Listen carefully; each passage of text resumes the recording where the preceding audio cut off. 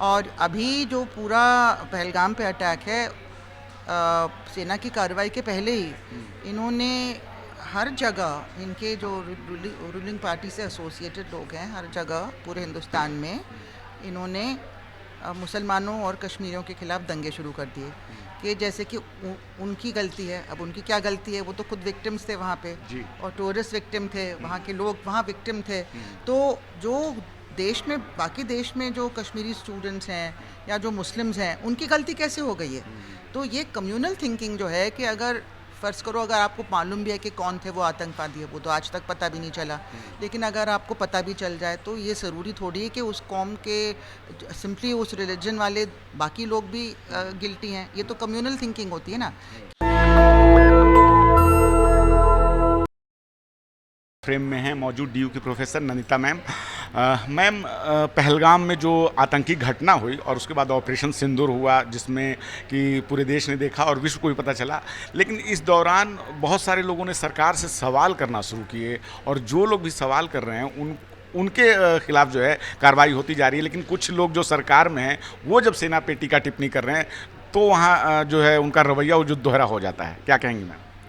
नहीं, ये तो हमको पहले से मालूम था कि ऐसा होगा, क्योंकि पहले भी ये पूरे डबल स्टैंडर्ड्स इनके चलते हैं।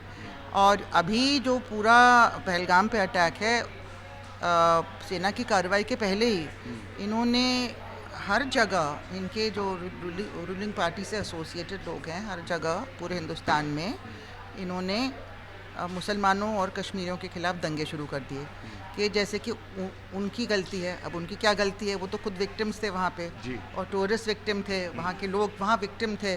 तो जो देश में, बाकी देश में जो कश्मीरी स्टूडेंट्स हैं या जो मुस्लिम्स हैं, उनकी गलती कैसे हो गई है? तो ये कम्युनल थिंकिंग जो है कि अगर फ़र्ज़ करो, अगर आपको मालूम भी है कि कौन थे वो आतंकवादी है, वो तो आज तक पता भी नहीं चला, लेकिन अगर आपको पता भी चल जाए तो ये ज़रूरी थोड़ी है कि उस कौम के सिंपली उस रिलीजन वाले बाकी लोग भी गिल्टी हैं। ये तो कम्युनल थिंकिंग होती है ना, कि जैसे दो बॉडीगार्ड ने इंदिरा गांधी की हत्या की तो सारे सिखों को मारा गया, तो ये वही कम्युनल थिंकिंग है कि लेसन सिखाना चाहिए इनको।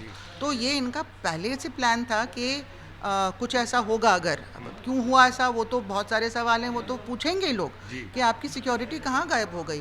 पूरा most highly militarized region in the world, उसमें आप क्यों और किसने ये आदेश दिया कि वहाँ पे सिक्योरिटी की ज़रूरत नहीं है, जहाँ पे टूरिस्ट थ्रॉन्ग कर रहे हैं? बैसरन घाटी। हाँ, तो किसकी जिम्मेदारी है? कौन इंचार्ज है वहाँ पे? लॉ एंड ऑर्डर आपने स्टेट गवर्नमेंट को दिया ही नहीं, वो तो यूटी बना दिया आपने, सेंटर के हाथ में है। उसके पहले आप मीटिंग भी करते हैं जाके, तो ये सब सवाल तो उठेंगे, जाहिर बात है। पुलवामा के बाद भी उठे थे तो अभी भी उठेंगे। Ma'am, colonel Sofi. इसके बाद आपने इसी को एक कम्युनल कैंपेन का जरिया बना दिया। ये तो बहुत ही घिनौनी बात है। बजाय कि इंडिया को यूनाइट करें, आप जो टेररिस्ट जो चाह रहे थे डिवाइड करना, आपने तो उन्हीं का काम करना शुरू कर दिया। आप धर्म पूछ के अगर किसी को मार रहे हैं और धर्म पूछ के बाकी हिंदुस्तान में लिंच कर रहे हैं, तो उसमें क्या फ़र्क है? वो भी टेररिस्ट हैं, वो भी टेररिस्ट हैं। अभी प्रोफेसर अली खान ने जो मैम पोस्ट किया उसको लेकर उनको गिरफ्तारी हो गई, लेकिन विजय शाह जो हैं वो बयान देते हैं, उसमें एफआईआर करने के लिए हाई कोर्ट को संज्ञान लेना पड़ जाता है। एकदम सही है, बल्कि सुप्रीम कोर्ट ने अभी उनके अरेस्ट को स्टे किया हुआ है। तो ये बहुत ही दुख की बात है कि इतनी खुल के उन्होंने इतनी भद्दी टिप्पणी की है, और जिसमें जाहिर है कि एनमिटी प्रमोट कर रहे हैं वो रिलीजन के बेसिस पे, क्योंकि वो सिंपली बिकॉज सोफिया कुरैशी जी एक मुस्लिम हैं तो वो टेररिस्ट की बहन हो गई।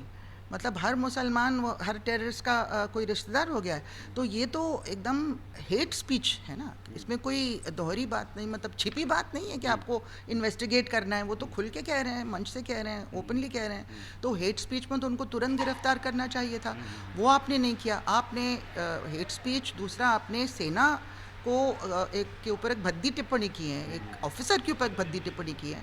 तो कई चार्जेस उनके ऊपर लग सकते थे। जो चार्जेस इन्होंने प्रोफेसर अली खान के ऊपर लगाए, वो तो विजय शाह पे लगने चाहिए थे। अली खान ने तो कुछ बोला भी नहीं। अगर कोई क्रिटिसिज्म की भी होती तो वो उनकी फंडामेंटल राइट है, ऐसी तो कोई भद्दी टिप्पणी थी नहीं। और बल्कि उन्होंने तो तारीफ़ की, उन्होंने तो अप्रिशिएट किया कि आपने जो प्रेस कॉन्फ्रेंस किया, आपने एक सिग्नल दिया है कि हम यूनिटी इन डाइवर्सिटी में बिलीव करते हैं। हमारी फाउंडेशन वो नहीं जो पाकिस्तान की है। पाकिस्तान की एक रिलीजियस बेस्ड फाउंडेशन थी, हमारी एक सेक्युलर फाउंडेशन है। तो वो तो उसको अप्रिशिएट कर रहे थे। बस ये कह रहे थे इसी बात को आप ग्राउंड रियलिटी तक ले जाइए, उससे जोड़िए। तो उसमें क्या गलती है? जब आपको पता है ग्राउंड रियलिटी में किसको नहीं मालूम है कि क्या हो रहा है हमारे देश में मुसलमानों के साथ। तो बुलडोज कर रहे हैं आप घरों को, जब सुप्रीम कोर्ट ने कह दिया है कि आप बुलडोज नहीं कर सकते, तब भी आप किए जा रहे हैं। और सिंगल आउट कर रहे हैं मुस्लिम्स को, हर जगह लिंच कर रहे हैं, उनका इकोनॉमिक बॉयकॉट कर रहे हैं, उनको सब्जी नहीं बेचने देंगे, उनको नाम लिखना है, उनकी शॉप्स को बॉयकॉट करेंगे। ये सब तो चल ही रहा है। धर्म संसद जो ओपनली कॉल फॉर जेनोसाइड आती है, तो ये सब आप तो कभी उनको नहीं रोकते, उन लोगों को ना कोई कार्रवाई होती है ऐसे लोगों के खिलाफ। तो ये सब बातों का भी तो जवाब देना चाहिए। सिर्फ आप प्रेस कॉन्फ्रेंस करके तो नहीं लोगों को बता पाएंगे कि हम वाकई में एक धर्मनिरपेक्ष देश हैं, हमारा कानून जो है वो सबके लिए बराबर है। आप कैसे पर्सुएट करेंगे लोगों को, लोग कैसे ये बात मानेंगे? तो जाहिर सवाल पूछा, इसमें तो ऐसी कोई गलत बात नहीं थी। कौन सा चार्ज उनके ऊपर लगाया? वो जो चेयरपर्सन है हरियाणा विमेंस कमीशन की, वो एक इंटरव्यू में ये इंडिया टुडे में इंटरव्यू में एक लफ्ज़ नहीं बता पाए कि कौन सा शब्द उनको ख़राब लगा, कौन सा शब्द ऑब्जेक्शनेबल था। 10 मिनट तक वो पूछती रही एंकर, वो बता ही नहीं पाई। तो ये पूरा ये मेड अप चार्ज है। फॉल्स चार्ज के लिए उनको उनके ऊपर कार्रवाई होनी चाहिए। सिंपली बिकॉज आप एक कुर्सी पे बैठ रही हैं, आप गैर जिम्मेदार तरीके से किसी की ज़िंदगी तबाह कर रही हैं। ये क्या बात है? मैम, सेना जो है वो भारत की है, लेकिन सेना को लेकर भी बयान दिया जा रहा है कि सेना जो है वो मोदी जी के चरणों में नतमस्तक है। इस तरह के भी बयान आ रहे हैं। तो जो लोग शासन में हैं और वो इस तरह का बयान दे रहे हैं, उन पे कोई कार्रवाई नहीं, लेकिन बाकी लोगों के साथ लगातार इस तरह की चीज़ें हैं। बहुत सारे लोग, अब जैसे कि जब सीज़ फायर हुआ तो उसके बाद उन्होंने विक्रम मिश्री जी के खिलाफ भी क्या क्या उल्टा सीधा बोला, और उनकी बेटी को भी ट्रोल किया, उनको अपना अकाउंट को प्राइवेट बनाना पड़ा। तो ये सब क्राइम नहीं है क्या? अगर आप वो एक ऑफिशियल पोजीशन से बोल रहे हैं और बजाय कि आप उनको रिस्पेक्ट करें, और जो और सरकार तय करती है वही फॉलो करेंगे ना। मैं नहीं कह रही हूँ कि एक आदमी तय कर रहा है, हो सकता है मिलके तय हो रहा है। और सेना के खिलाफ इस तरह से भद्दी टिप्पणी करना तो बहुत ही गलत है। और वही लोग जो कहते हैं कि सेना के खिलाफ नहीं बोलना चाहिए, वही खुद ही बोले जा रहे हैं। उनको चाहिए सिर्फ कि एक जंग चलती रहे, और हम किसी ने मतलब ये नहीं सोचते हैं कि जंग का जो असर है वो आम जनता पे होता है ना, क्योंकि वो खुद तो जाके उनको लड़ना नहीं है, कोई और जाके मरेंगे। अल्टीमेटली तो सभी मरेंगे, क्योंकि अगर जंग आगे बढ़ती है और खुदा ना खास्ता वो एक न्यूक्लियर पावर हैं दोनों, तो ये तो पूरे देश के लिए और दुनिया के लिए बर्बादी है। तो जंग के लिए और जंग का इस्तेमाल करके ये यहाँ पे हिंदू मुस्लिम करना चाहते हैं, मतलब हर चीज़ को वहीं ले आते हैं। तो उनका उद्देश्य और टेररिस्ट का उद्देश्य एक ही है ना। एक आखिरी सवाल मैम कि से नो टू वॉर पहले चल रहा था ट्रेंडिंग में, लेकिन जैसे ही सीज फायर का ऐलान होता है सरकार के द्वारा, उसके बाद से लगातार कुछ लोग जो है फिर वो, तो सीज फायर तो अच्छी चीज़ है कि दोनों तरफ से लोगों की जाने नहीं जाएंगी, लेकिन फिर वो तर्क देने लगते हैं। जबकि उसके पहले जब कुछ लोग इस तरह की चीज़ों को रोकने के लिए कह रहे थे, तब वो अलग उनकी राय होती थी। बिल्कुल। हम लोग जब से नो टू वॉर हमारा प्रोफाइल वगैरह हमने बनाया पिक्चर, तो अपने ही कॉलीग्स के बहुत सारी ट्रोलिंग हमको भी सहनी पड़ी कि आप कायर हैं, आप आतंकवादियों के साथ हैं। फिर एक दिन में उनके ट्यून बदल गई, जैसे सीज फायर उसके बाद नहीं हम तो हमेशा युद्ध के खिलाफ थे। तो कुछ लोगों को मतलब ये कहते कि अपनी बात को एकदम उलटना पड़ता है कि जो भी पॉलिटिकल लीडरशिप कहती है उनको वही करना पड़ता है। तो पहले तो जंग बहुत अच्छी बात है और ख़त्म कर देंगे हम पाकिस्तान को, और अब कि नहीं हम तो जंग के बारे में कह ही नहीं रहे थे पहले, जंग तो मजबूरी होती है। तो अच्छा है अगर अब मान जाओ आप, लेकिन जो भी वजह है ठीक है, जंग होना ठीक नहीं है। हालांकि हम नहीं चाहते थे कि अमेरिका के इंटरवेंशन से रोका जाए, खुद ही इनको सोच समझ के अपना ये शुरू नहीं करना चाहिए था।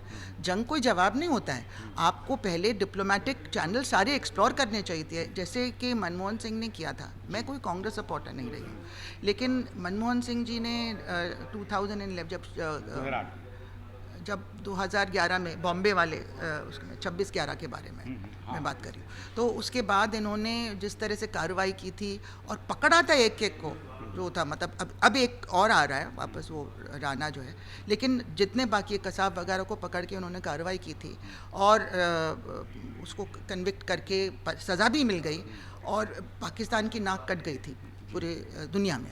लेकिन यहाँ पे तो आपने एक जंग शुरू करके, हालांकि कह रहे हैं हमने सिर्फ ये टारगेट किया, आपने सरहद पार करके जो भी एक्टिविटी की, उससे तो फिर आपने एक पहलकदमी की है ना। तो फिर उस पर आपको कितना सपोर्ट इंटरनेशनली मिला? नहीं मिला ना। तो ये एक हमारा फेलियर था, हमको डिप्लोमेटिक चैनल नहीं छोड़ना चाहिए था। अब वो अमेरिका भी कूद गया बीच में, अब वो बायलैटरल इशू से फिर अब इंटरनेशनल इशू एक तरीके से बन गया। बाद में अमेरिका ने माना कि हम मीडिएट नहीं करेंगे। हाँ, वो बाद में जो भी कहें, लेकिन अनाउंसमेंट तो वहीं से आया था ना, तो ये कोई अच्छी बात तो नहीं है, तो हमारे लिए एक सेटबैक हो गया ना इसमें। धन्यवाद मैम, आपने हमें समय दिया। तो हमारे साथ बात कर रही थी नंदिता मैम, और जिस प्रकार से ऑपरेशन सिंदूर के बाद लगातार जो लोग सरकार से सवाल कर रहे हैं उनके खिलाफ कार्रवाई हो रही है, लेकिन बहुत सारे ऐसे भी लोग हैं जो सेना का अपमान कर रहे हैं, उनके खिलाफ देख सोचकर कार्रवाई चल रही है। आप क्या सोचते हैं, अपनी राय जरूर बताएं। मेरे नेशनल दस्तक की आपसे गुजारिश है कि अगर इसको बचाना चाहते हैं तो नेशनल दस्तक को सब्सक्राइब करने के लिए रेड कलर के सब्सक्राइब बटन को दबाएं, फिर बेल आइकन की घंटी दबाएं। नेशनल दस्तक को बचाने के लिए बहुत जरूरी है कि हर खबर को शेयर करें, लाइक करें, कमेंट जरूर करें।